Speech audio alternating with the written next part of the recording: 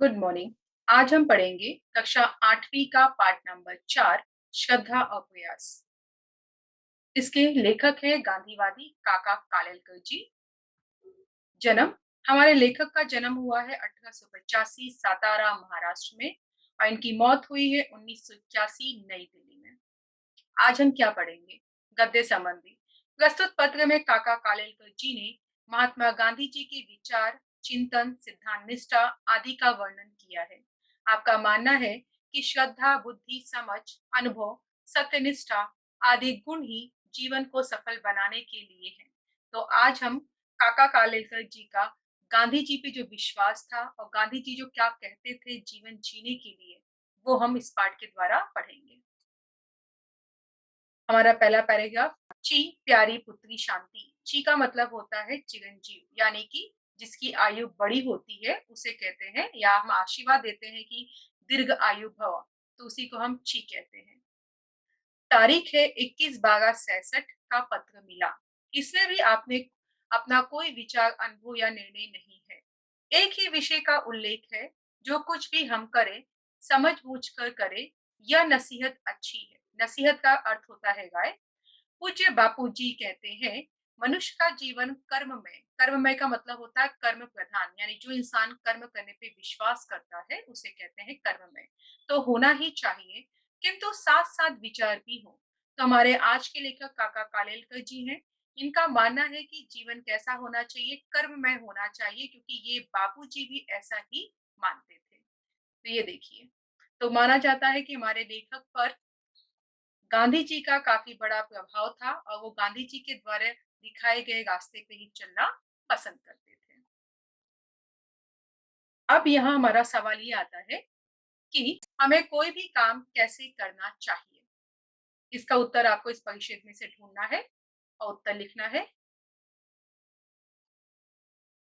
दूसरा, बापूजी के जर्मन जू दोस्त कैलन बैक बापूजी से कहते थे, हमारे हर एक काम के पीछे स्पष्ट विचार, चिंतन, चिंतन मतलब गहरी सोच, और सिद्धांत, सिद्धांत का अर्थ होता है नियम, निष्ठा यानी कि ईमानदारी होती है। बाबूजी को यहाँ बोला गया है, बाबूजी यानी कि गांधी जी को। गांधी जी के जर्मन के एक दोस्त है कैलन बैक। कैलन बैक का क्या मानना है? तो उनका मानना है कि हर एक काम के पीछे हमारा सोच होनी चाहिए, वो भी गहरी सोच। हमारा सिद्धांत होना चाहिए, हमारी निष्ठा होनी चाहिए, तो काम में हम सफलता प्राप्त कर सकते हैं।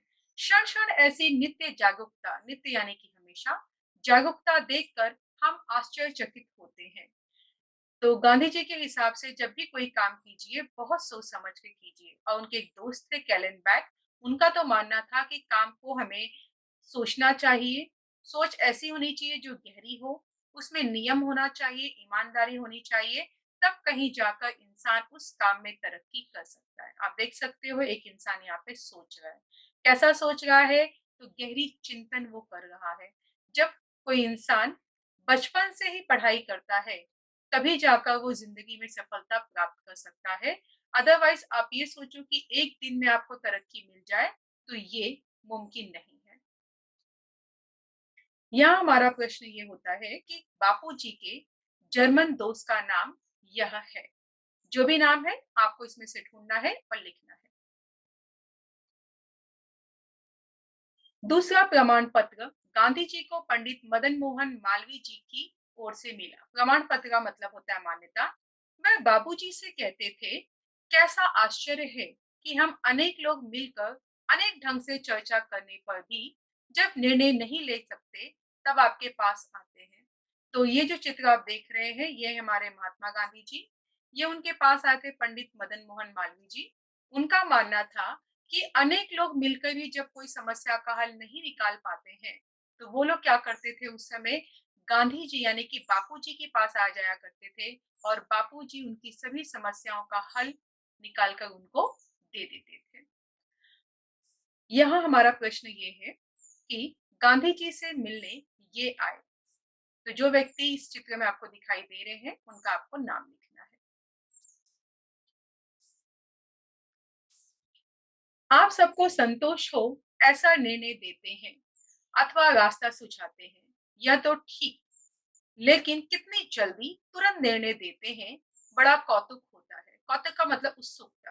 तो मदन मोहन जी का मानना था कि गांधी जी सभी को रास्ता दिखाते हैं, एक संतोष भरा निर्णय देते हैं, लेकिन बहुत जल्दी और तुरंत निर्णय दे देते हैं, उनको सोचने की भी ज़रूरत नहीं पड़ती है और ये बहुत ही उत्सुकता वाली बात होती है। पूज्य बापूजी के मुँह से ही तो ये बातें सुनी थी। पूज्य बापूजी सिद्धांत निष्ठ तो थे ही और उनके सिद्धांत उनको अंध नहीं बनाते थे। सिद्धांतों का निर्णय और अर्थ वे तार्किक बुद्धि से नहीं करते थे। तार्किक बुद्धि का मतलब होता है अनुमान लगाना। इसलिए मैं कहता था गांधी जी कभी भी तर्कांध नहीं थे। तर्कांध यानी कि अनुमान लगाने वाला। देखिए, कहा जाता है कि कभी भी किसी भी बात को हमें सोच समझ कर निर्णय लेना चाहिए। लेकिन जो इंसान बिना सोचे समझे निर्णय लेता है, वो उस काम में सफलता नहीं प्राप्त कर सकता। ठीक गांधी जी के लिए भी यहाँ पे वही कहा गया है कि गांधी जी क्या करते थे, तार्किक बुद्धि के से नहीं थे, यानी कि वो जो भी निर्णय लेते थे, वो अनुमान लगा के नहीं लेते थे, सिद्धांतों अर्थ के हिसाब से करते थे। इसीलिए लोग उनको तर्कांध नहीं कहते थे, यानी कि तर्क लगाकर या अनुमान लगाकर वो कोई निर्णय दे दे, ऐसे हमारे गांधी जी नहीं थे। तो जैसे हमारे माता-पिता हैं, हमारे माता-पिता बहुत ही सोच समझ कर हमें किसी बात पर सलाह देते हैं। हमारी तरह नहीं कि वो तुरंत किसी बात पे अपनी राय दे दें। तो यहाँ हमें ये सबक मिलता है कि जब भी हम कोई काम करें, हमें सोच विचार कर वो काम करना चाहिए। उस काम में हमें जल्दबाजी नहीं दिखानी चाहिए। आपका यहाँ क्वेश्चन है, गांधी जी ये नहीं थे। क्या नहीं थे? ढूँढिए और लिखिए।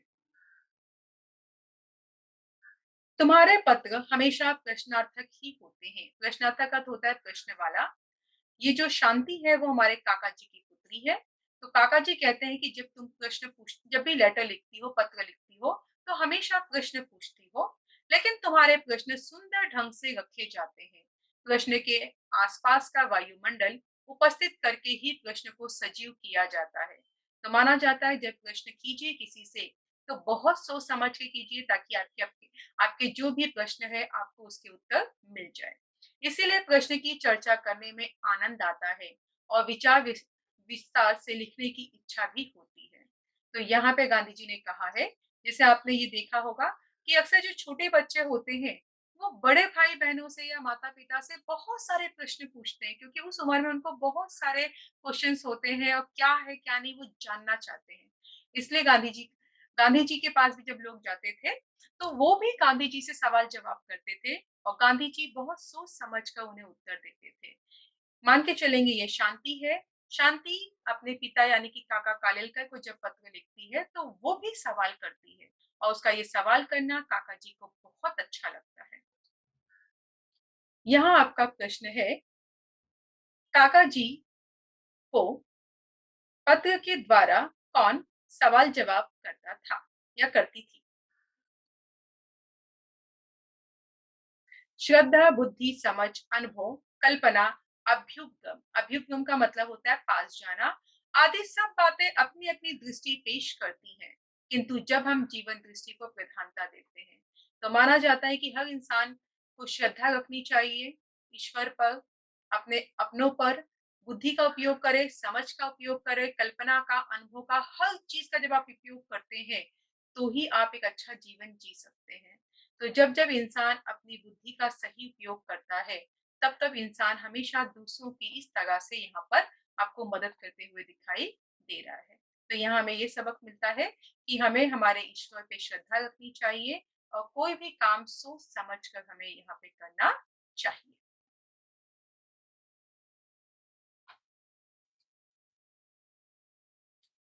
तब इन सभी का आप ही आप सामंजस्य हो जाता है। सामंजस्य का मतलब होता है मेल यानी कि तालमेल। जीवन की ही एक ऐसा सर्वमंगलकारी तत्व है जिसमें सब शुभ दृष्टियों का अभेदान है। सामंजस्य और समन्वय ही जीवन का सच्चा व्याकरण है।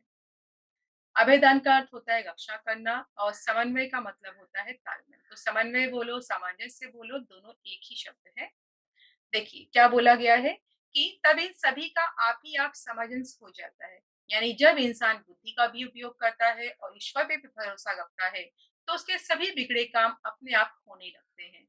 जीवन को ही ऐसा सर्वमंगलकारी तत्व है जिसमें सब शुभ दृष्टियों का अभेदान है।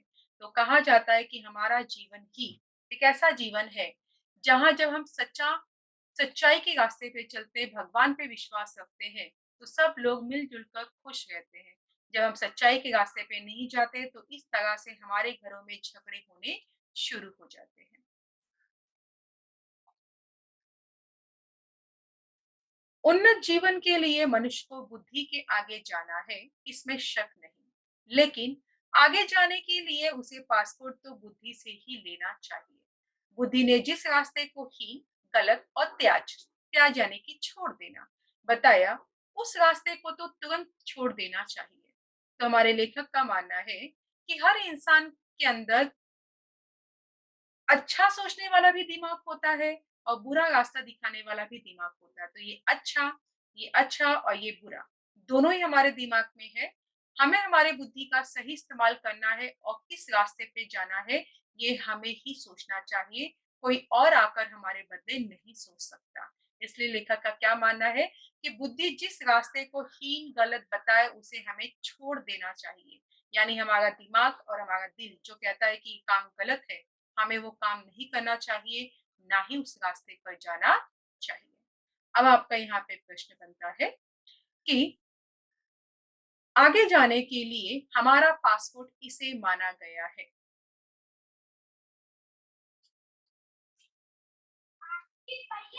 जब बुद्धि कहती है कि फलाने रास्ते जाने से लाभ या हानि है, मैं जानती ही नहीं क्योंकि मेरी पहुंच उस दिशा में या उस क्षेत्र में है ही नहीं, इसीलिए मैं तुम्हारे उस रास्ते को आजमाने की अनुमति नहीं दूं। आशीर्वाद भी देती हूँ, मुझे वहां ना ले चलो क्योंकि मेरी मदद वहां ना होगी। तब हम गूढ़ क्षेत्र में प्रवेश करते हैं। गूढ़ का मतलब होता है कठिन, वहां श्रद्धा ही मदद कर सकती है। देखिए, ऐसे कई रास्ते होते हैं जहां पर हमारा दिमाग काम करना बंद कर देता है, तब वहां हमें भगवान का ही सहारा लेना होता है। जैसे आपने देखा होगा कि ये फेमस कार्टून है अपना सिंड्रेला की, जब अपने मदद करना बंद कर देते हैं, दिमाग काम करना बंद कर देता है, तब श्रद्धा ही सिंड्रेला के काम आती है। तो कहने का मतलब वही है कि जब-जब इंसान प्रयत्न करता है और प्रयत्न करने के बाद भी उसे सफलता नहीं मिलती या दिमाग काम नहीं करता, तो उसे अपने मंजिल की तरफ आगे बढ़ता जाना चाहिए और भगवान पे विश्वास रखे जाना चाहिए कि भगवान उसे रास्ता ज़रूर दिखाएँगे और उसके मेहनत का फल उसे ज़रूर अच्छा मिलेगा। तो आपका यहाँ क्वेश्चन ये बनता है कि हमें श्रद्धा पर ही विश्वास क्यों रखना चाहिए? ये आपका स्वामत का क्वेश्चन है, आपको यहाँ पे स्वामत का प्रश्न लिखना है कि हमें श्रद्धा पर ही विश्वास क्यों रखना चाहिए?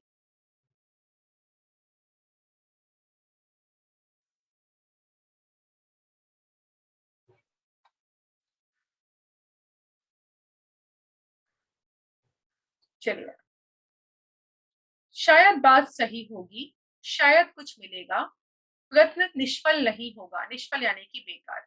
ऐसे भाव से प्लवित होना श्रद्धा का रास्ता है, प्लवित यानी कि तैयार होना, श्रेष्ठ यानी महान। देखिए चित्र, अब यहाँ बताया गया है कि प्रयत्न निष्फल नहीं होगा, यानी जब आप भगवान पे विश्वास रखोगे और कर्म करोगे तो आपका मेहनत बेकार नहीं जाएगा। ऐसा भाव से प्रेरित होना श्रद्धा का रास्ता है।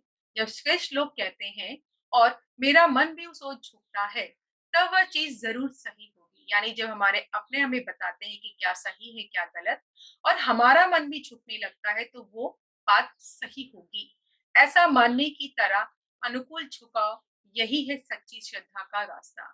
तो कहा जाता है बेटा, ऐसे कई लोग दुनिया में होते हैं जो सच में अच्छे साधु होते हैं और ऐसे साधुओं के पास बार-बार जाने की हमारी इच्छा होती है। लेकिन ऐसे कई साधु होते हैं जो ढोंगी होते हैं और वो लोगों को लूटने के चक्कर में पड़े रहते हैं। तो हमें ये सोचना चाहिए कि कौन-सा साधु असली है, कौन-सा नहीं। इसके लिए हमें हमारा दिमाग लगाना चाहिए और जब हम अपना दिमाग लगाते हैं, तो हमें सही रास्ता ज़रूर मिलता है।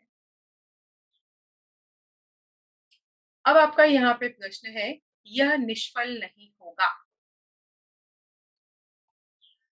ज्ञान के कई क्षेत्र हैं, जिसमें श्रद्धा की मदद के बिना यात्रा का प्रारंभ नहीं हो सकता। किंतु जो आदमी श्रद्धा को ले बैठता है और यात्रा का कष्ट नहीं करता, उसे क्या मिलने वाला? श्रद्धा के बिना ज्ञान प्राप्त नहीं होता और केवल श्रद्धा से भी नहीं होगा। अर्थात कहने का मतलब यहाँ क्या बताया गया है कि सिर्फ श्रद्धा करके आप बैठ जाओ भगवान के भरोसे कि भगवान करेंगे, तो ये गलत है। श्रद्धा के बिना ज्ञान प्राप्त नहीं होता, यानी आप भगवान पे श्रद्धा रखोगे, तभी आपको ज्ञान प्राप्त होगा। और सिर्फ श्रद्धा रखोगे और मेहनत ही नहीं करोगे, तो कभी भी आप आगे चलकर जीवन में उन्नति नहीं कर सकते। तो यहाँ ये बताने की लेखक ने कोशिश की है कि भगवान पे विश्वास रखिए, लेकिन कभी भी अपना मेहनत करना छोड़िए मत, क्योंकि बिना मेहनत के लोगों को कुछ नहीं मिलता। ये यात्रा है, बहुत ही कठिन रास्ता है और इसे हमें ही चलकर आगे बढ़ना है। अब आपका क्वेश्चन है कि श्रद्धा के बिना यह प्राप्त नहीं होता, तो क्या चाहिए? चाहिए ज्ञान प्राप्ति के लिए प्रयत्न, प्रयोग और कसौटी करने की तत्परता। कसौटी का मतलब होता है जांच और तत्परता का मतलब होता है जल्दबाजी। ये प्रयोग तत्परता से, सत्यपरायणता से वही कर सकेगा जो निर्भय और प्राणवान है। देखिए, सत्परायणता, सत्परायणता का मतलब होता है सत्य पर अड़े रहना। इसके लिए सतेंद्रिय होना जरूरी है। सतेंद्रिय का मतलब होता है इंद्रियों को काबू में रखने वाला।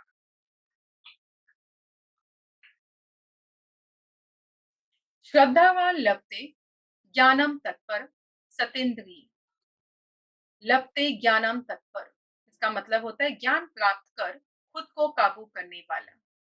तब कहो तर्क, यानी कि दलील, बुद्धि, समझ, श्रद्धा, कल्पना, अभ्युपगम, इसमें कोई विरोध है। तो यहाँ हमारे लेखक का मानना है कि ज्ञान प्राप्ति के लिए क्या करना है?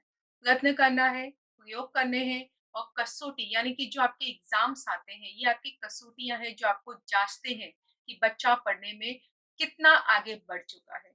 इसीलिए जब हम आपको पढ़ाते हैं, तो समय समय पर आपकी हम परीक्षा भी लेते हैं और उस परीक्षा के द्वारा ही आपको पता चलता है कि आपने पूरे साल कितनी पढ़ाई की है।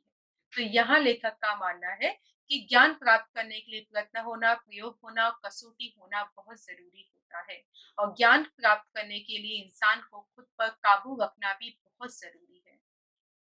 यहाँ आपका प्रश्न है, ज्ञान प्राप्त करने के लिए ये चीजें होनी बहुत जरूरी है, टू बॉक्स। मनुष्य के अनुभव और साक्षात्कार भी एकांगी हो सकते हैं। साक्षात्कार यानी कि मुलाकात और एकांगी यानी कि एक तरफा। और वचन सत्य होते हुए भी सत्य को पूर्ण रूप से व्यक्त करने में असमर्थ भी हो सकते हैं। इसीलिए धर्म ग्रंथों का, ऋषि वचनों का और महाकाव्यों का अर्थ समय समय पर व्यापक होता आया है। व्यापक यानी कि बड़ा। सत्य अर्थात परम सत्य समझने में भी क्रम विकास पाया जाता है। देखिए, कहा जाता है मनुष्य के अनुभव और साक्षात्कार भी एकांगी होते हैं, यानी कि एक तरफा होते हैं। यानी जब हम किसी से मुलाकात करते हैं या कोई अनुभव करते हैं, वो एक तरफा भी हो सकता है। वचन सत्य होते हुए भी सत्य को पूर्ण रूप से व्यक्त करने में असमर्थ होते हैं। कभी कभी ऐसा होता है कि हम सच होते हुए भी अपने सच को व्यक्त नहीं कर पाते। जैसे आप देख सकते हैं कि यहाँ पर ये बच्चा कॉपी नहीं कर रहा है, लेकिन ये बच्चा कॉपी कर रहा है। इसका मतलब क्या हुआ? अगर शिक्षक ने पकड़ा तीनों को, तो इस बच्चे के पास सबूत होना चाहिए, अपने सत्य का प्रमाण होना चाहिए कि इसने कॉपी नहीं किया है।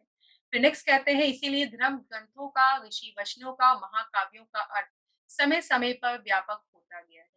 तो माना जाता है हमें सत्य के रास्ते पे चलना चाहिए, इसीलिए ग्रंथ जो हमारे हैं उनको हमें पढ़ना चाहिए, ऋषि मुनियों की कही गई बातों को अमल में लाना चाहिए और जब हम सत्य बोलते हैं तो ही हम जीवन को सफल बना सकते हैं। अदरवाइज हम सफलता कभी प्राप्त नहीं कर सकते। यहाँ पर आपका सवाल है कि समय समय पर यह व्यापक होता आया है, टू बॉक्स। जहाँ अति श्रद्धा है वहां गुरु के वचनों का व्यापक अर्थ करते भी शिष्य डरता है। कभी कभी गुरु लोग शिष्यों की ओर से अति श्रद्धा की भी अपेक्षा रखते हैं। ऐसे लोगों ने ही सिद्धांत चलाया है, श्रद्धा रखो तो बेड़ा पार, उद्धार हो ही जाएगा। उद्धार यानी कि भला। इसमें अल बुद्धि आती है, अल यानी कि काफी, जो प्रगति के लिए मारक है। सत्यनिष्ठा, आत्मनिष्ठा और अनुभव मूलक जीवन निष्ठा, यही बात मुख्य है। मारक यानी कि नाशक। काका के सप्रेम सुभाषीष। देखिए, आत्मनिष्ठा का अर्थ होता है आत्मविश्वास, अनुभव मूलक का अर्थ होता है एहसास उत्पत्ति। अब क्या कहा गया है? तो यहाँ पर इस पैराग्राफ में कहा गया है कि जहाँ अति श्रद्धा है, वहाँ गुरु के वचनों का व्यापक अर्थ करते भी शिष्य डरता है। तो माना जाता है कि आपको अपने गुरु पे श्रद्धा रखनी है, यानी विश्वास रखना है, ना कि आँख बंद करके उन्हें फॉलो करना है या उनकी कही गई बातों को मानना है। भगवान ने सभी को दिमाग दिया है, हम सभी को। हमें ये सोचना चाहिए कि जो हमारे गुरु कर कह रहे हैं, हालाँकि बात वो सच होगी, लेकिन फिर भी हमें हमारे दिमाग का सही उपयोग करना है और सही और गलत का जाँच करने के बाद ही उस रास्ते पर चलना चाहिए। कभी भी अति श्रद्धा नहीं रखनी चाहिए, ये भी बहुत ज़्यादा खतरनाक हो जाता है। तो इस तरह से इस पाठ में हमने क्या सीखा? इस पाठ में हमने सीखा श्रद्धा और प्रयास, यानी हमें हमारे कामों को लेकर बहुत ज़्यादा कोशिश करनी चाहिए। साथ ही साथ ईश्वर पे विश्वास भी रखना चाहिए, क्योंकि जब तक हम ईश्वर पे विश्वास नहीं रखेंगे, हमें हमारे किसी भी काम में सफलता नहीं मिलेगी।